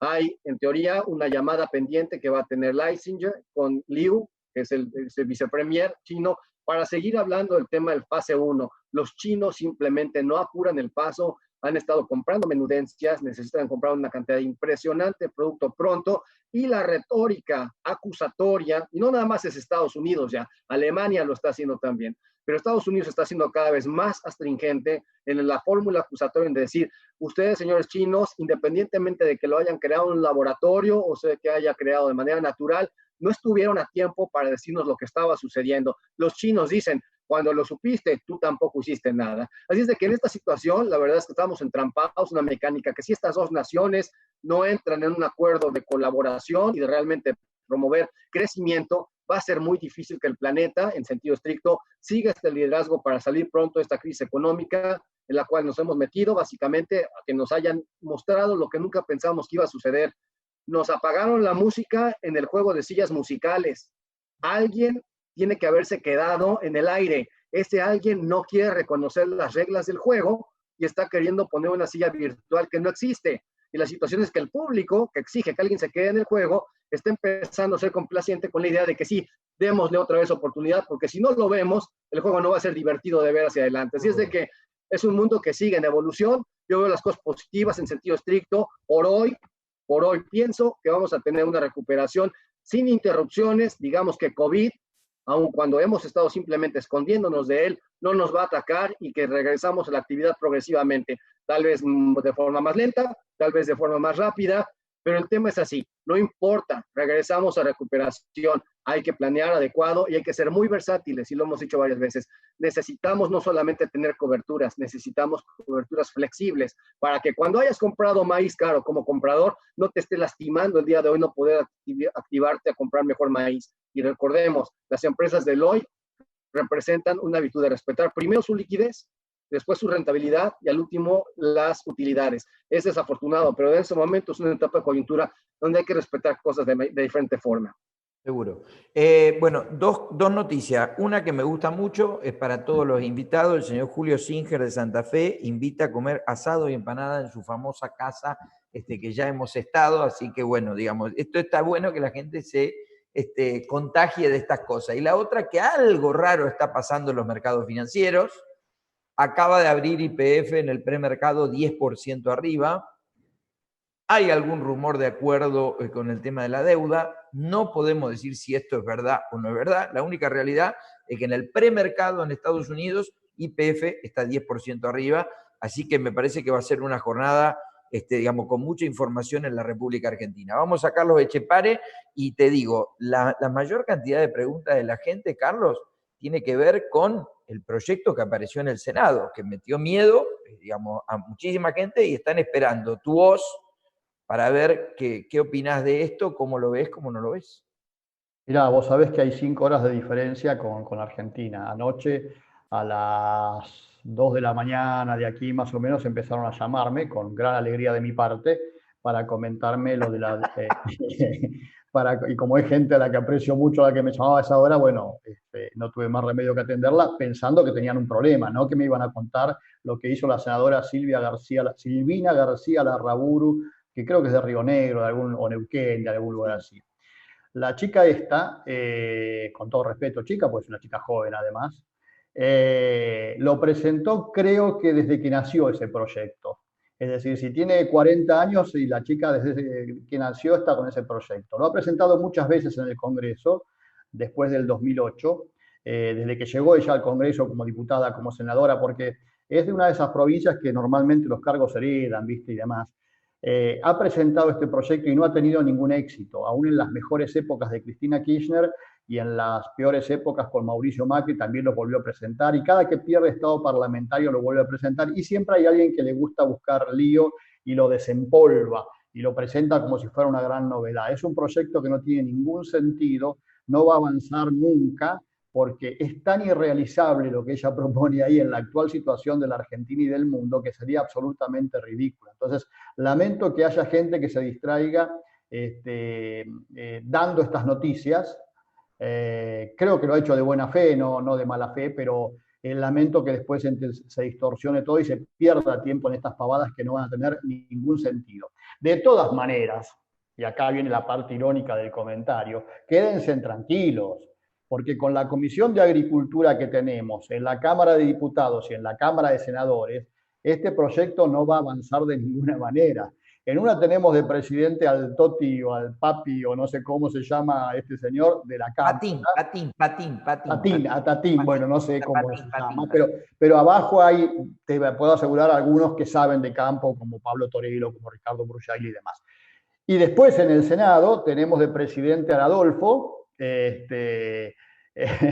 tenemos de secretario a Carlos Reutemann, que no sé en qué condiciones físicas está, pero bueno, está de secretario de la Comisión de Agricultura, y tenemos de vicepresidente al gran Alfredo de Angeli. Así que quédense tranquilos que con ese nivel de gente estamos tranquilos en el Congreso. Acuérdense que Alfredo de Angeli fue presidente de la Comisión de Agricultura del Senado durante los años de Macri, y su gestión fue tan brillante que nadie se enteró que él fue presidente. Pero independientemente de eso, quédense tranquilos que ese proyecto no tiene la más mínima chance de avanzar. Así que es simplemente, si buscan la historia de la señora esta, van a ver que cada que ese proyecto pierde estado parlamentario, ella agarra, saca una fotocopia y lo vuelve a presentar. Es el mismo de siempre. Y bueno, nunca vos sabés que tomó estado parlamentario. Vos sabés que nosotros estamos haciendo mucha recorrida y dando conferencias con Zoom, con agroeducación y las clases del posgrado. Las dos preguntas recurrentes son, la primera esta, que también, digamos, convengamos que Felipe Solá le echó leña al fuego en su momento cuando dijo, habló de esto antes de asumir. Y la otra es que la gente sigue preguntando, ¿van a subir las retenciones del trigo? Porque es una pregunta recurrente, porque bueno, muchos productores están sembrando trigo, lo hablamos con Leo, el clima apoya. ¿Cómo está el clima dentro del Ministerio de Agroindustria? No sé. No, pero con este tema del trigo, ¿vos cómo lo ves? ¿Ves que, digamos... A ver. ¿Le podemos llevar tranquilidad a la gente, digamos, respecto a esto? No, yo no le puedo decir a la gente que de ninguna manera van a aumentar los 3 puntos. Si fuera por el Ministerio de Agricultura, te diría que no. Bien. Ahora, vos sabés que el gobierno está absolutamente dividido, como ha pasado con todos los gobiernos en los últimos 50 años en la Argentina. Entonces, tenés una parte del ministerio del gobierno, fundamentalmente donde está tu amigo Culfas, tu amigo Guzmán, y adentro de ello tu amiga Paula Español, que le aumentaría los derechos de exportación sin ningún tipo de problemas. La chica esta española estaría dispuesta hasta cerrar las exportaciones de trigo. Ahora, me da la sensación que por ahora el presidente Fernández no está para nada convencido de todo esto y no estaría dispuesto a hacerlo. Pero bueno. Vos sabés, Carlos, que siempre ocurrió esto, digamos, cuando estaba el gobierno, el presidente era Macri, Duhovne, Sturzenegger, digamos, y toda la gente que estaba en economía estaba a favor de subir retenciones y la gente que estaba en el Ministerio de Agricultura no estaba a favor. Pero es una puja casi permanente. Sí, y al final la subió. Y al final la subió. Estos tecnócratas empujan sin ni siquiera conocer lo que pasa en el territorio, ¿no es cierto? Digamos, pero es algo recurrente en la Argentina que, digamos, los tipos que no conocen de campo quieran matarlo al campo, digamos, y no se escuche la voz del interior, ¿no? Yo te diría algo más para que te des cuenta de cómo está funcionando el gobierno hoy. Cuando se anunció el aumento de los derechos de exportación, en soja esos 3 puntos y en los demás granos se puso en ese límite de 12, bien digo, y bueno, y después algunas economías regionales se bajó y demás, pero acordate que también se anunció la segmentación famosa esa y la devolución de los derechos de exportación de soja para quienes producían menos de 1000 toneladas, ¿te acordás? Sí, sí. Esa resolución está redactada, está lista para salir y no sale. ¿Sabés quién la frena? El Ministerio de Economía y el Ministerio de Producción. Ahí te da un poco la pauta de cómo viene la historia, ¿no? Esa disposición ya debería haber salido porque los productores están cosechando soja y quieren saber si se las van a devolver o no. Está redactada, dice que se la van a devolver a través del CBU. Vos sabés que es una cosa que nunca creí demasiado, pero bueno, está redactada, está, digamos, firmada por las firmas que tendrían que ser desde el Ministerio de Agricultura. Ahora está paralizada en Presidencia de la Nación porque ni Economía ni Producción están dando el aval para que salga eso que fue anunciado en su momento. Bien, tiraste 3 perlitas. No a la Junta Nacional de Granos, me decís que al menos agricultura no está empujando, digamos, la suba de retenciones que vendría del sector tecnócrata del gobierno. Y la tercera, digamos que también están frenando este tema. ¿Algo más para agregar, señor? Ya tiró 3 bombitas. ¿eh? No. Yo estoy apurado para irme al desescalonamiento, que me tengo que pasear ahora.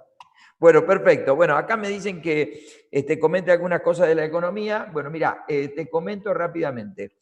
Y enlazando algunas cosas que dijo Paulina Lescano, hay mucho crédito en el mercado. El crédito que hay en el mercado es que los bancos históricamente dieron mucho crédito a consumo y poco crédito a empresas. Y en este momento los bancos están viviendo 3 situaciones.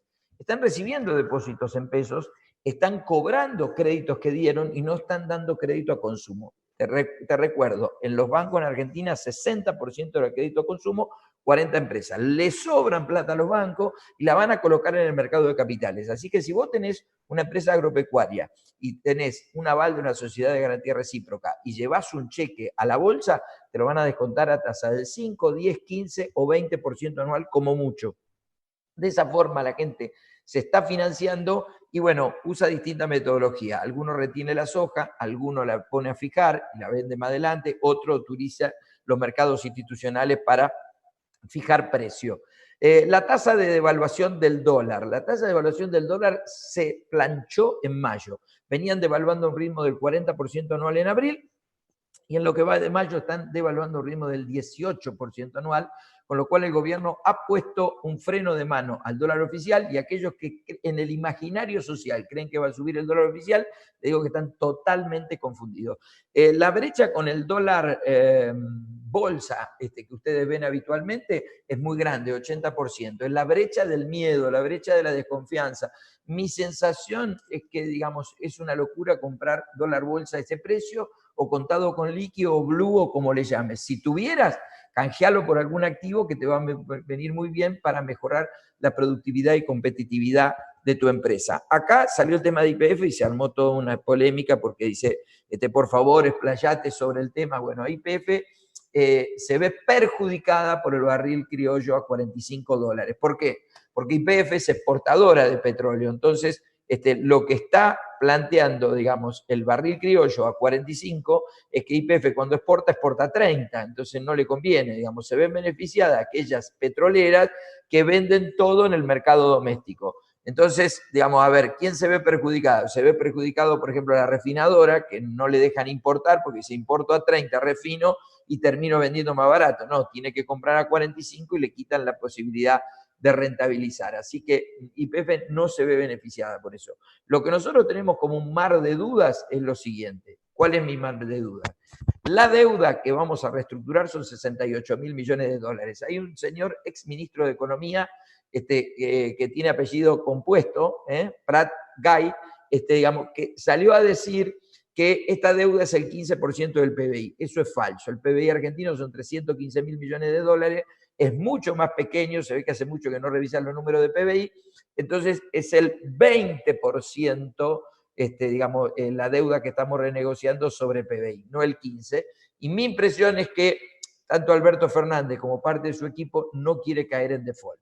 Otra cosa fuerte que vamos a decir, se habló de nacionalización de los depósitos y se habló de la estabilidad del señor Pese al frente del Banco Central República Argentina. La interna está claramente marcada. Miguel Ángel Pese es un hombre que come asado los viernes a la noche en Quinta de Olivos con el presidente. Es del núcleo chico del presidente. No se va a desprender de él nunca. Con lo cual, la noticia positiva es que, primero, no va a haber nacionalización de los depósitos, sáquese eso de la cabeza, es una pavada que hacen correr sectores del kirchnerismo en digamos, gabinete que está muy enfrentado entre sí. Y te digo 3 cosas. Primero, no va a haber impuesto a la riqueza. Segundo, no va a haber bono del Tesoro para colocar en los bancos, porque eso, digamos, directamente se opuso Pese, y Pese no quiere, digamos, hacer una gran emisión de dinero, por eso Pese es el que está empujando la reestructuración de la deuda para que nos endeudemos todos más con el exterior y no tener que emitir peso en la República Argentina.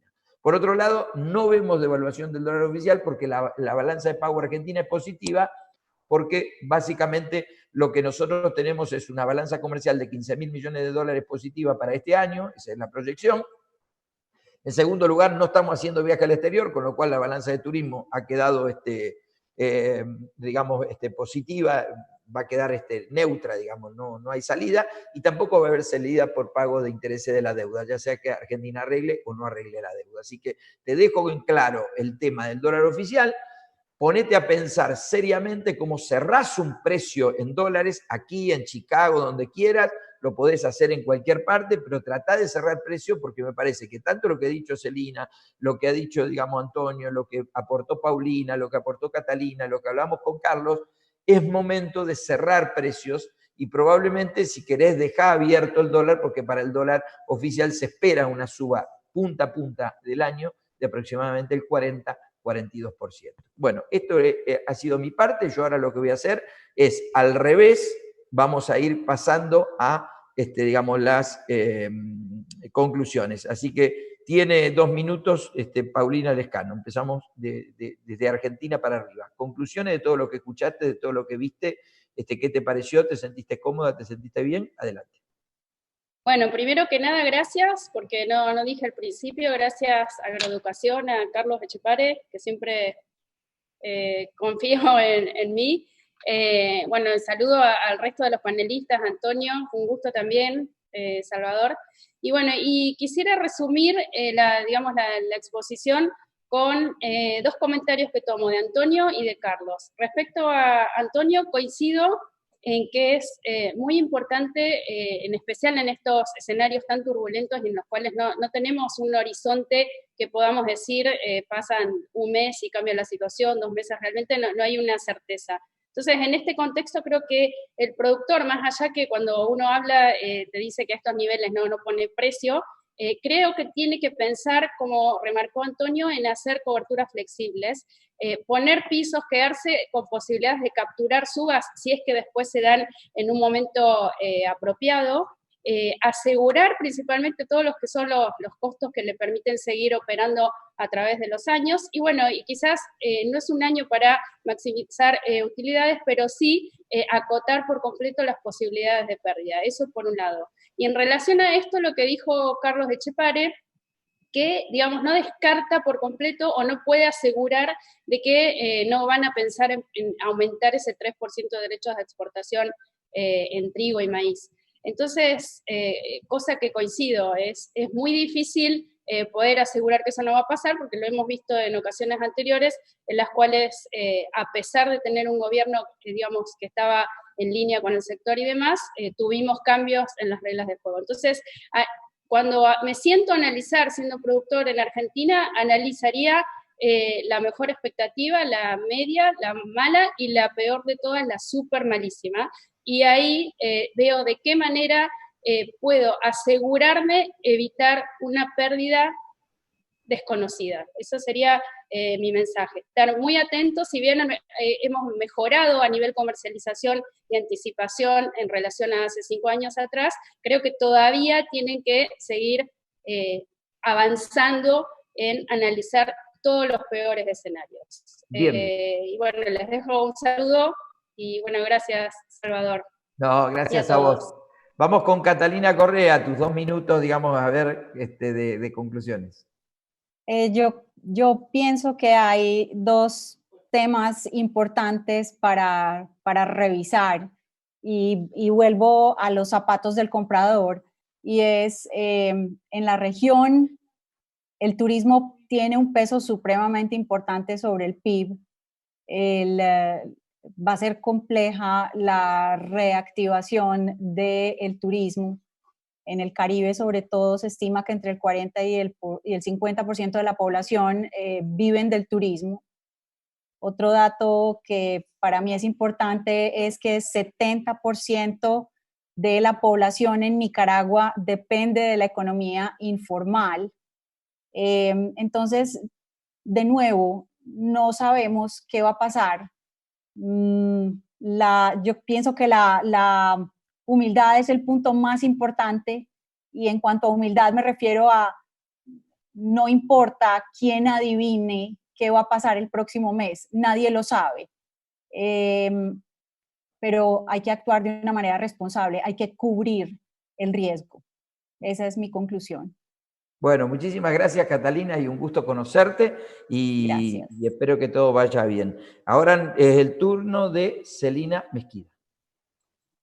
Bien, bueno, medio que me dejaron sin conclusión, pero algo para añadir, hablo por las chicas, que coincido bastante con lo que están diciendo, algo para añadir que estamos viendo en Estados Unidos y que estamos viendo en el mercado, ¿no? Que pareciera que llegamos a los precios mínimos en algún punto y de que los fondos están bastante cortos, podrían seguir agregando posiciones cortas, y todo eso sumado a un posible shock de demanda que se puede dar posiblemente por la salida de todos los estados y el consumo, por lo menos en los próximos meses o un mes o lo que fuera, podría hacer que los precios se levanten. No necesariamente porque tengan un sustento fundamental, sino por posicionamiento de dinero. No necesariamente lo que estoy diciendo contradice lo que dije antes sobre la situación fundamental. Lo que quiero decir es que cuando veamos que los precios suban, ¿sí? Seguramente vamos a encontrar la justificación y la respuesta y posiblemente la explicación de por qué subieron.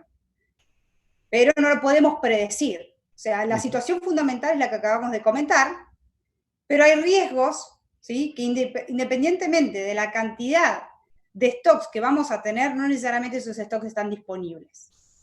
Muy bien. El farmer va a retener mercadería porque tiene dinero en la bolsa. Si no le gusta este precio, va a querer que se lo saquen con billetes. Entonces, tenemos que pensar realmente que también la logística es un problema y eso no necesariamente va a hacer de que llegue el producto a donde tiene que llegar de la manera y en el tiempo que se necesita, y eso también se paga con dinero. Entonces, a lo que voy es que independientemente de que vemos un escenario donde el consumo y la demanda realmente son un gran signo de pregunta, lo que también tenemos que saber es que la situación puede cambiar estrepitosamente si alguno de los factores se desacomodan.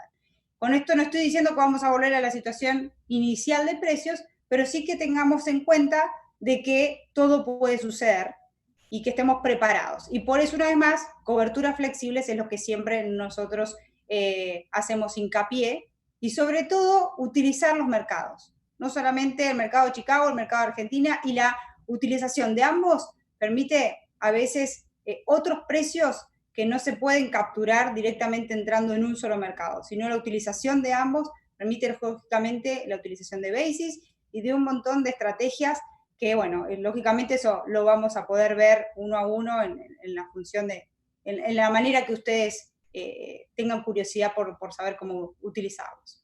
Gracias. Un placer estar compartiendo esto con ustedes. Bueno, muchísimas gracias, Celina. Los 2 minutos de Carlos Echepare, así después cerramos con Antonio Ochoa, que se lleva con esa flor que tiene atrás todos los aplausos de todas sus admiradoras, porque quiero que sepan que Antonio Ochoa tiene admiradoras en la República Argentina. Mucha gente del interior que pregunta, digamos, aparentemente la barba lo ha hecho un hombre más interesante, más intelectual, y bueno, han aparecido un club de fama. ¿Qué va a ser? Carlos, por favor. Yo te corrijo, no es cierto lo que dice Antonio. Antonio tiene admiradoras en todo el mundo. Ah, sí, eso sí. Bueno, yo no No en conocía la Argentina solamente. Algún día vamos a contar la historia secreta de Antonio, pero como dijo la señora por ahí, no, mejor no. Que además es su principal admiradora, más que controladora, ¿no? Sí, pero bueno, dejémoslo así. Y ahora en serio. Yo estoy preocupado por el futuro cercano. Estoy acá, ahora hablando en serio, estamos en el proceso de liberación de la cuarentena tan estricta. Por supuesto, está todo el mundo desesperado por salir. La economía en la Unión Europea está muy complicada, muy complicada. Sin embargo, todo el tiempo están anunciando ayudas y subsidios, pero no sé si con eso va a ser suficiente, porque lo que la gente quiere es trabajo. La gente venía trabajando y ahora se han quedado sin trabajo millones de personas. Los números son espantosos, de lugares pequeños como puede ser aquí Navarra hasta países enteros en donde el nivel de desocupación se ha incrementado a cifras impensadas. Dicen algunos que ya estamos superando los niveles que había después de la crisis del 2008-2009 y que la recuperación no va a ser sencilla. Por otro lado, se sigue discutiendo si la Unión Europea va a seguir existiendo o no va a seguir existiendo. Muchos empiezan a decir que lo que pasó en estos meses dejó en evidencia que la Unión Europea es más un sello que una realidad cuando ocurren estas catástrofes como ahora. Y también es cierto que se mira con mucha preocupación lo que pasa en Estados Unidos y cada vez están más cerca de China. Ese es otro dato, es decir, aquí a pesar de que en algún momento se culpó a China de lo que estaba pasando, ahora se la ve a China como que no, está ayudando a Europa mucho más de lo que lo ayuda a Estados Unidos. Y inclusive eso está pasando en Alemania. Hoy hubo declaraciones de la canciller Merkel en ese sentido, hace un ratito. Así que préstenle atención a eso porque da la sensación que China, yo sigo insistiendo, después de que pase todo esto, se va a quedar siendo la ganadora de todo esto. Independientemente si provocó o no el virus, si fue el murciélago o fue un laboratorio chino, la realidad es que los chinos hábilmente están introduciéndose una vez más que antes en todo el mundo. Es muy gracioso ver acá los carteles que tienen, ahora que podemos salir y podemos ver la realidad que no veíamos hace 2 meses prácticamente, los carteles que tienen los negocios chinos, acá está lleno de negocios chinos, los chinos pidiendo disculpas y diciendo que por el bien de la familia de esta ciudad y ellos se mantienen afuera del trabajo hasta que el gobierno los deje volver a trabajar y que no tienen ningún problema y que están cumpliendo con la cuarentena más estricta, y es cierto, son los únicos negocios que están todos cerrados. Acá empezaron a abrir ya los negocios y el lunes empieza lo que sería la segunda etapa, en donde ya va a poder haber reuniones de personas y demás. Y atención con esto, hay 2 lugares que son los únicos 2 lugares que no van a estar en condiciones de salir, de pasar al segundo paso, que son Cataluña, es Barcelona básicamente, y Castilla y León, que es la comunidad que tiene como 10 o 12 provincias, es la más grande de España, pero no está en condiciones porque sigue habiendo muchísimos casos de coronavirus. Es decir, les digo esto porque a mí lo que me preocupa es que yo también, ¿no? Ni bien pude salir, fui lo primero que hice salir, pero la desesperación de la gente por salir es muy grande y cuando se abre la puerta después otra vez va a ser muy difícil volver a meter a la gente adentro. Pero en el mientras tanto, en España, como en Italia, como en Francia, donde se supone que el lunes van a volver a las clases, la discusión es si está superada la situación o no. Y la realidad muestra que pareciera que no. Y acá se sigue diciendo, y no me voy a cansar de decirlo porque es la única vez que escucho hablar bien de la Argentina en mucho tiempo, es que la Argentina es uno de los pocos países que hizo las cosas bien. Se cuestionó aquel famoso viernes que salieron todos los jubilados, pero en el tema coronavirus se la tiene en Argentina como un ejemplo de que hizo las cosas bien. Yo no sé si es tan así, no estoy allá, pero se lo pone como frente a lo que está haciendo Bolsonaro en Brasil o incluso lo que está pasando en México, y ni que hablar de lo que está pasando con Trump en Estados Unidos. Y aquí mismo se lo ponía también en su momento el desastre que estaba haciendo Boris Johnson en el Reino Unido, hasta que le tocó el coronavirus a Boris Johnson, y ahora es él el que no quiere salir de la cuarentena en el Reino Unido. Así que fíjense cómo van cambiando las cosas en función de cómo le toca a cada uno, y a mí, insisto, me preocupa la salida de todo esto porque hay países como estos que tienen dinero, como Estados Unidos que tienen dinero, y van a salir de una manera, pero hay países muy relegados como los nuestros que le va a costar mucho salir, y sobre todo si no hay coincidencia en cómo se sale. Me parece que en la Argentina está entrando en un proceso de disidencia otra vez muy grande. Ni la pandemia del coronavirus logró salvar las diferencias políticas que existen en la Argentina desde hace muchos años y que se profundizaron en los últimos. Y me parece que ese va a ser un error. Por eso me da bronca cuando aparecen noticias como esta de la Junta Nacional de Granos, que es una noticia vieja, que es una señora que no tiene nada que hacer y que se ve que lo único que se le ocurre es tirar ese proyecto cada tanto y que se le dé tanta trascendencia. Me parece que deberíamos estar trabajando en cosas mucho más constructivas para preparar la salida. No veo que lo estemos haciendo, ¿no? No veo que lo estemos haciendo. Antes de pasar con Antonio, acá me preguntan, ¿qué es ese mapa que tenés atrás, Carlitos? El mapa antiguo, el mapa mundi que tenés atrás, ¿es un mapa antiguo? ¿Es un mapa...? Es un mapa de Amazon. ¿De Amazon? Claro, lo compré en Amazon. Acá todo se compra en Amazon ahora. Desde que Marco me enseñó, compro todo en Amazon. Y voy a contar algo, pero es una intimidad casi. Lo compro con tarjeta de crédito. por supuesto, con una tarjeta de crédito de Argentina, que me acaba de llegar la liquidación. Y, oh, sorpresa, creo que es un error, no me llegó el 30% de recargo, así que voy a aprovechar a comprar todo en estos días de Amazon. Bueno, no digamos nada, por favor, no digamos más nada. Bueno, nos vamos al jardín, digamos, esperando, y le mandamos un saludo muy grande a Liliana, digamos, en su Día de la Madre allí en Estados Unidos y México, y tu conclusión, Antonio, de todo lo que estuvimos viendo aquí. Bueno, nada, yo, sí, la base de fans y las admiradoras, y estoy de acuerdo contigo, y recibo muchos mensajes. Los que más predominan es que me veo mucho mejor por la radio. Entonces, lógicamente que haré caso del tema, y gracias por seguirle recargando las pulgas al feo. Pero bueno, por lo demás, pues nos vamos con una nota muy sencilla. Hoy de este famoso COVID sabemos tanto como sabíamos en enero o menos. Y encontramos que las economías más avanzadas van a estar buscando resolver este problema que de alguna forma no tiene un antiviral y no tiene una vacuna aún.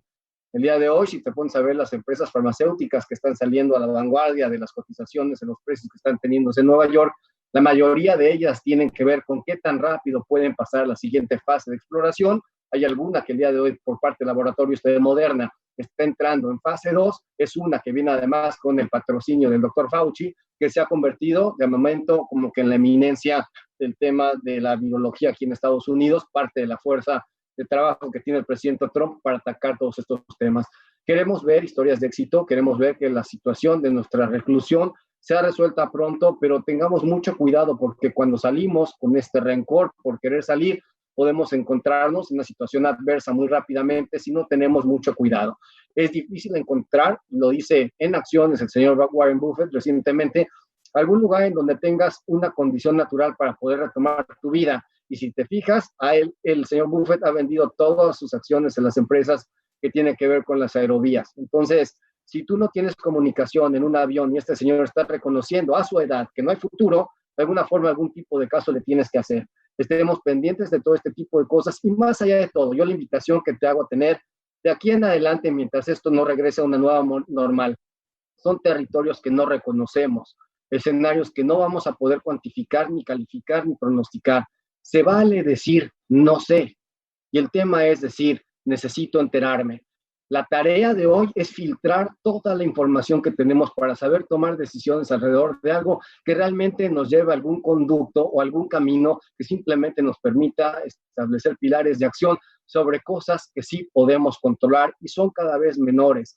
Decir no sé es algo que, te repito, se vale y es más allá de todo urgente. Lo dijo Celina hace un rato, va a ser muy difícil que en un año como el que tenemos en este año encontremos refugio en estacionales, en historias de precio con inventarios relacionados con la demanda, en cosas que hemos hecho como habituales en el curso de los tiempos, y nuestra nueva zona de confort tiene que venir del lado de lo que desconocemos, no más comparativas con el pasado, porque tenemos que redefinir un futuro, y si no lo hacemos hoy, realmente no estamos aprendiendo nada. Yo aprecio mucho la compañía de nuestros nuevos amigos en AMEPA, en México, en diferentes lugares, en Colombia y lógicamente en España, que también nos están encontrando un espacio de atención.